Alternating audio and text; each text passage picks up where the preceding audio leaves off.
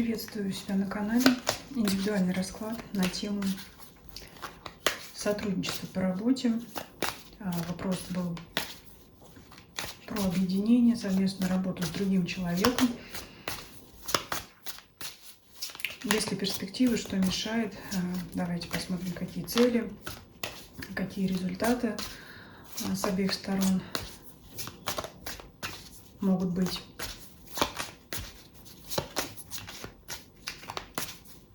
Ну и в конце еще посмотрим дополнительно один вопрос,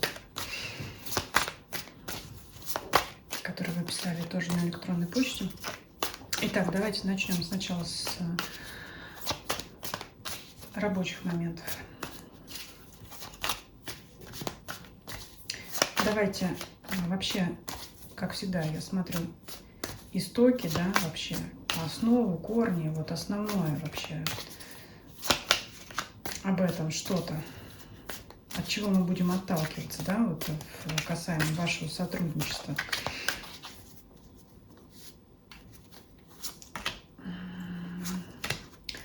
Ну вот оно, гармоничное объединение, союз. Так, принц жезлов — это активное желание, и вот карта мастерства. Ну здесь, если исходить, отталкиваться, да, от основного, карты говорят о том, что у обеих сторон есть способности, возможности, ресурсы, действительно, для того, чтобы это было хорошее объединение. Вообще перспективное у вас объединение, да, но там, по идее, по вашему вопросу, я так понимаю, что долго это тянется, и в итоге никак этот союз не заключится. Но то есть вообще перспективы хорошие. Вы можете внести хорошую лепту, да, в общее дело, что там у вас. А также и ваш партнер. В принципе, вот начало очень даже перспективное. Если бы это было в качестве совета, я бы точно сказала: действуйте, идите вперед. Вообще есть желание у обеих сторон. Ну, давайте смотреть. Дальше давайте посмотрим вот так вот. Ваши цели в этом союзе и цели партнера, да, кто из вас что преследует. Может быть, тут вскроются какие-то подводные камни, да, мало ли что, гармоничный союз. Как партнеры вы друг другу очень хорошо подходите, ну что тут может быть еще?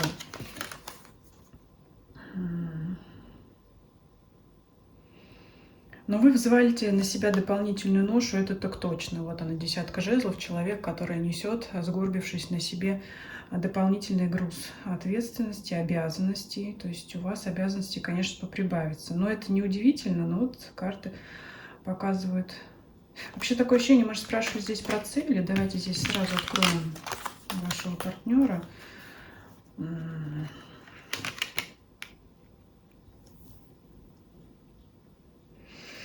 Ну, собственно, в ваших целях и вашего партнера здесь такая тенденция прослеживается, что партнеру вашему, да, человеку, которого вы загадали, не хватает вот крепкой руки, как, знаете, говорят, хозяйственника, кто бы мог держать это все в своих руках. То есть здесь человек зашивается. Скорее всего, он знает о том, что, ну, в общем-то, может справиться сам, сила императрицы, сам может руководить процессом, но в какой-то вот конкретный сейчас момент он не справляется, завалился. Скорее всего, очень много на себя взял. Я не знаю, что там у вас, заказы или, ну, в общем, аврал, зашивается работой, и он вас видит, его здесь цель какая? Его вас видит часть своих обязанностей перегрузить сюда, переложить на ваши плечи. Но вы, естественно, вот здесь карта так показывает, вроде бы и готовы это взять на себя, да, может быть, часть обязанностей исполнять, часть услуг оказывать, или что там у вас, производство какое-то производить, вроде взять на себя, но выгоду-то вы с него хотите, скажем так. Вот здесь, знаете, какой вопрос стоит? Договоритесь ли вы по поводу,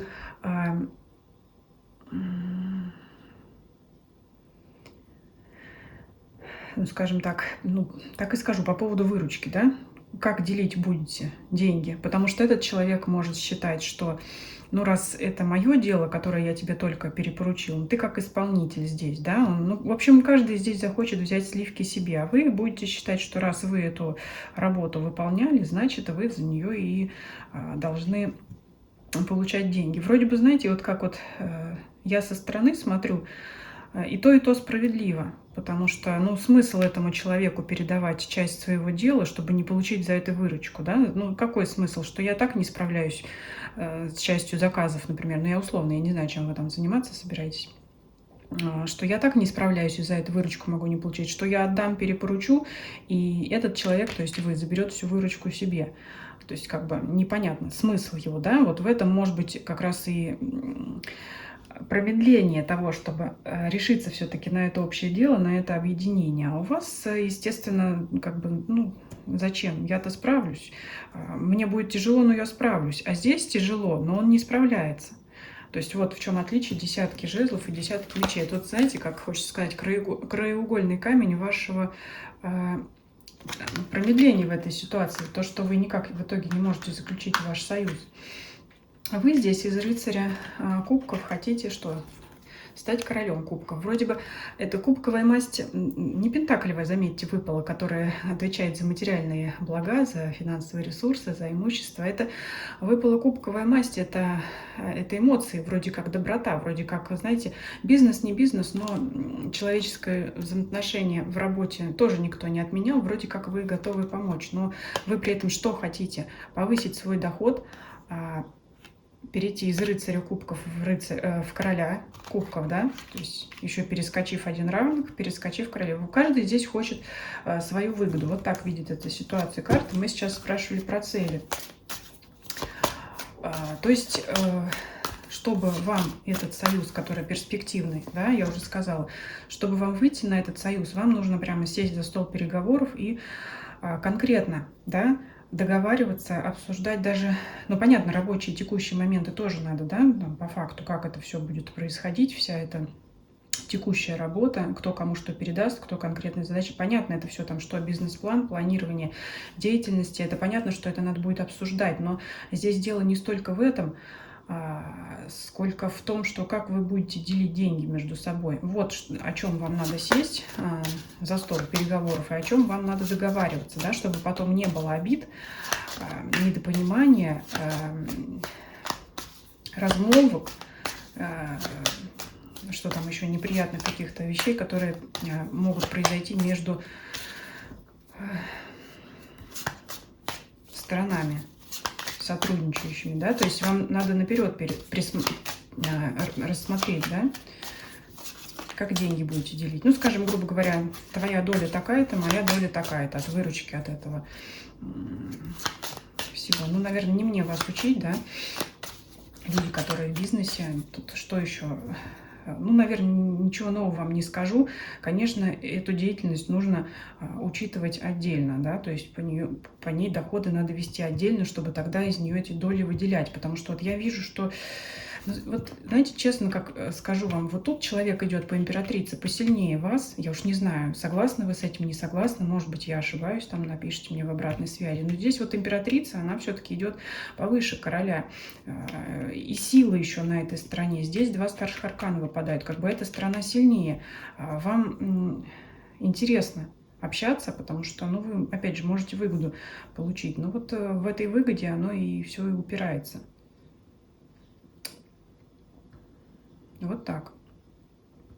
Вы здесь более готовы к сотрудничеству, чем этот человек.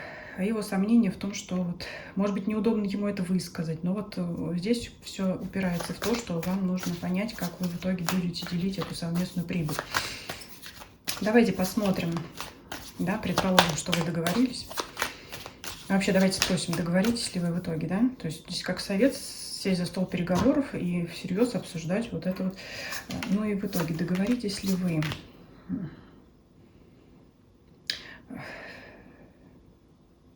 Ну, скажем так, повешенный выпадает. С одной встречи все это у вас не произойдет, хотя по королеве жезлов, в общем-то, встреча это может состояться по поводу вот этих переговоров, да, ваших. деловых. С одной встречи, может быть, даже из двух, короче, не сразу вы это решение примете, но это даст толчок новому началу. То есть надо начинать вести переговоры, обсуждать вот эти вот все вопросы.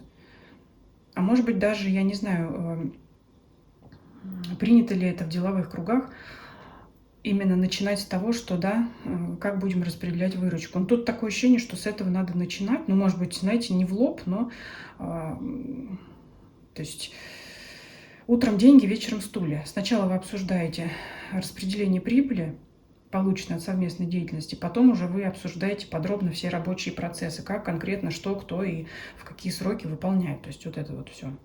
Как это сейчас называют, там, дорожные карты, я не очень в этом разбираюсь, честно говоря, но я думаю, что вы меня поняли. Надо положить этому начало, надо начинать это обсуждать, да, вот я сейчас спросила, а договоритесь ли вы? Не сразу, но это надо начинать, по крайней мере, делать, да, по карте Шут, это начальный нулевой аркан, это надо начинать.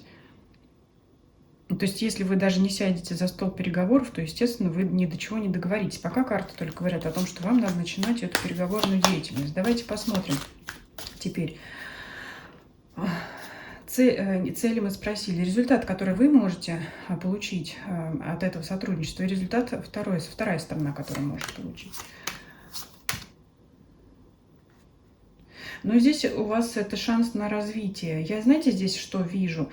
Вот поработав совместно, вы потом, скорее всего, все равно отделитесь и будете заниматься, там, например, той же деятельностью, но уже сами, потому что вам здесь выпадает как шанс. Ну, принцесса мечей – это отстраненность все-таки. Шанс поработать, может быть, какой-то опыт получить или что-то еще, там, вникнуть в процесс для того, чтобы строить планы на будущее. Вот если бы здесь не было мечевой масти, я бы сказала, ну, возможно, вы бы новые идеи привносили в этот союз. Но у меня здесь такое ощущение, что поработав вместе, вы потом, скорее всего, все-таки можете продолжать заниматься той же деятельностью, но уже только на свое личное благо, то, ну, на свою личную выгоду. Здесь это не говорит о каком-то скандальном разрыве, нет, но здесь, тем не менее, по вашей стороне, по результату проходит о том, что когда вы, поработав вместе и разобравшись во всем этом деле, да, просто захотите заниматься тем же, ну, сами, единолично, уже без этого человека загаданного, без второй стороны. Какие результаты от вашего сотрудничества может получить этот человек загаданный, да, на кого мы гадаем? Ну, какие результаты? Вот здесь идет карта отшельник, карта звезды, и сама карта работы выпадает. Звезду сейчас закроем. Знаете как? Если бы это была какая-то удаленная работа, я бы так и сказала. Но эти вот карты, исходя из того, что я вижу, он хочет перепоручить вам какую-то часть дела, это и показывается. То есть это его цель, перепоручение работы. Это, знаете, как аренда, субаренда, да? То есть, опять же, передача своей работы, да, работа на удалении. То есть не он сам делает эту работу, а получается по раскладу вы делаете эту работу. Вот это его цель сейчас, да. Вот я не знаю, что у вас за ситуация, но я вижу так, что вот опять же карта показывает, это и есть его цель. А ту работу, с которой он не справляется, вот он упал практически уже, с ног свалился, он хочет отдать, он не хочет уменьшать количество заказов, да, что там, товарооборот или просто кто-то, он хочет кого-то найти, чтобы кто-то делал часть его работы. Но я здесь опять же не вижу, знаете, что-то, ну мы сейчас еще дальше посмотрим. Пока ничего плохого не выпадает. То есть ситуация разворачивается так. Вы в ресурсе, да, то есть у вас есть какая-то база знаний, там прочее, опыт. И у второго человека. Здесь он вообще выходит посильнее вас, да, я уже об этом сказала, но он не справляется со своими делами. Соответственно, ему нужно с вами объединение для того, чтобы вы выполняли часть его работы. Вы здесь по раскладу готовы забрать эту часть работы для того, чтобы получать выручку. Столкновение, ну не здесь не столкновение, а вопрос не решается из-за того, что непонятно, как эту выручку делить. Вот. И рвение у вас здесь больше. Человек, даже если он вам это предложил, он вроде как, здесь, может быть, неуместно такое слово сказать, стесняется, тушуется, да, вот поднять этот разговор, что, ну, скорее всего, он, собственно, долю-то хочет побольше получать, потому что может считать себя основным, что ли, хозяином этого дела, вот так вот. Поэтому вот это я подытоживаю, да, все, что здесь было сказано. Поэтому нужно садиться за стол переговоров, выяснять, да, как вы будете этот доход, прибыль делить. В итоге здесь, собственно говоря, все остаются в плюсе. Вы, почерпнув там что-то новое или что-то, вот, безусловно, здесь вы из этого союза получите какой-то ресурс дополнительный, может быть, какие-то связи у вас новые приобретутся. И вы можете отвернуться, потом сказать от него: ну, зачем мне с ним работать, когда я тоже могу делать только для себя, да, зачем мне там на кого-то что-то там, какую-то прибыль делить. Ну, здесь так вот, здесь, по-моему, такая ситуация стандартная, хотя я в деловых бизнес-кругах не вращаюсь, но мне кажется, это обычная довольно история. Но, в принципе, вот на данном этапе, когда вы будете сотрудничать, он получит свое в плане того, что работа его будет выполняться, и не откажет он клиентам, да, потому что ситуация такая, что вплоть до того, что там он не успевает выполнять какую-то работу, там, производить что-то, и клиенты уже могут его трясти, да, давай, давай, быстрее, быстрее, кто-то может начать отказываться от его услуг, потому что надо там у заказчиков, покупателей там свои, да, свои сроки, свои условия и так далее. И вот просто он здесь достигнет цели того, что сохранит вот эту, как она называется, клиентская база, наверное, да. Но я здесь все-таки между вами потом вижу расхождение. У вас будет возможен в перспективе этап взаимного сотрудничества, взаимовыгодного. Но вот надо договариваться о разделении прибыли и понимать, что, скорее всего, этот союз не навсегда. Давайте посмотрим, как долго это может продлиться. Башня. Ну, честно говоря, совсем недолго. Какие здесь могут быть сроки?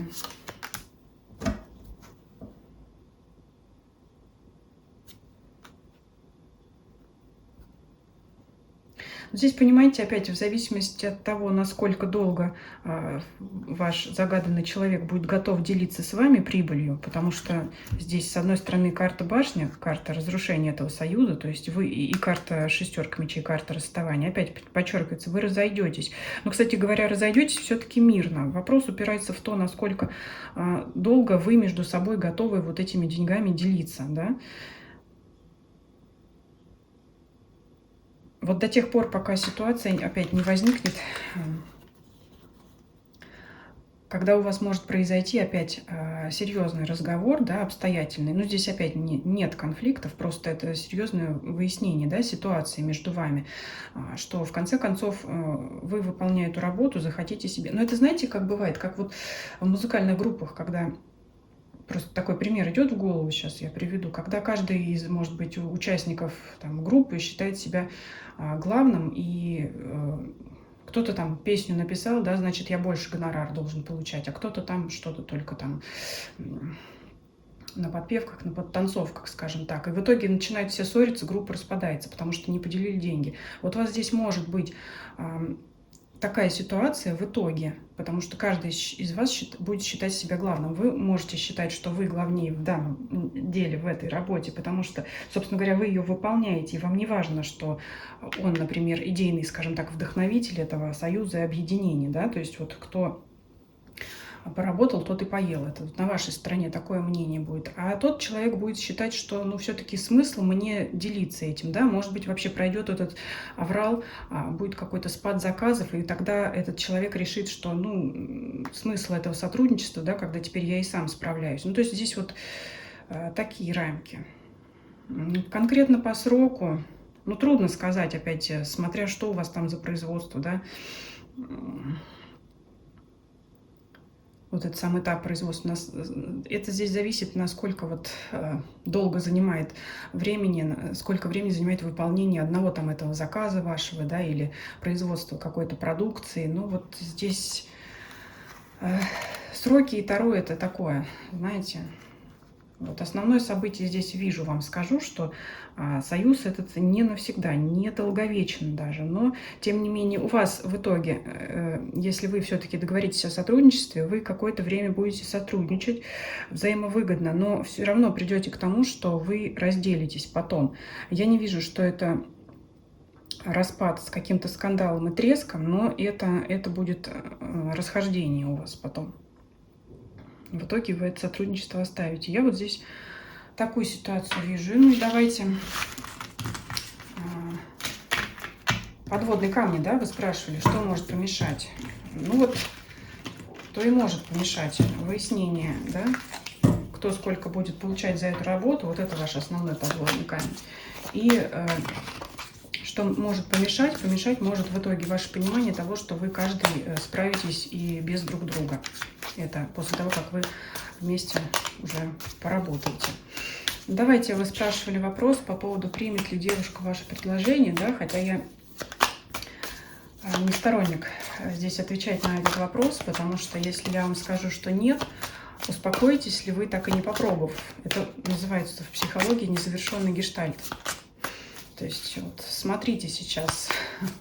Я уже говорю, что бы там ни выпадало в гадании, решение принимать вам. Ситуацию я вам и в раскладах говорила, и в электронной почте ответила, вам там написала. Но давайте все-таки спросим, примет ли она ваше предложение.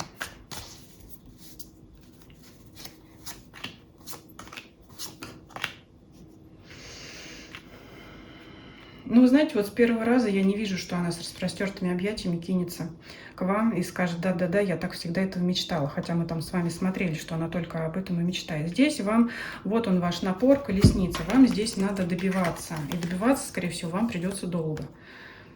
Вот она, ваша принцесса мечей. Она может это не принять. Хотя мы уже смотрели, что в душе она его хочет, чтобы вы сделали это ей предложение. Вот ваш напор. То есть, знаете, как, грубо говоря, ну теперь побегай за мной. И вот расстояние у вас выпадает. Вам нужно делать, работать над этим, строить отношения, потому что там был предыдущий расклад, что она уходила в королеву мечей, при том, что на душе у нее большое желание, чтобы вы ей это предложение сделали. Она может это с первого раза не принять. Она хочет, чтобы вы, я вот извиняюсь за выражение, за это, но я по-другому никак не могу сказать, она хочет, чтобы вы за ней бегали. Вот она отвернута от колесницы, а колесница за ней едет. Она так долго может от вас прятаться. Короче, она хочет, чтобы вы ее теперь завоевывали. Вот что она хочет. Здесь нет конкретного ответа на вопрос, примет она ваше предложение или нет, за исключением того, что сразу она это не примет. Она хочет, чтобы вы ее добивались. Вот так вот. Такой ответ. Я не знаю, устроит вас это или нет, но второе — это такая система философская. Так что жду от вас обратной связи, да, и буду рада, если у вас все наладится. Нет, с первого раза она не примет, может не принять. Ну, это могут быть, как знаете, такие женские именно черты характера, как, ну вот, с первого раза да, никто не говорит. Ну, говорят, конечно, но тем не менее, я думаю, вы поняли, о чем я говорю. Она хочет, чтобы вы ее добивались. Вот такой ответ на ваш вопрос. Если кого-то еще интересуют индивидуальные расклады, пишите на электронную почту. Ссылка есть в описании под видео. Всем спасибо, всем до свидания.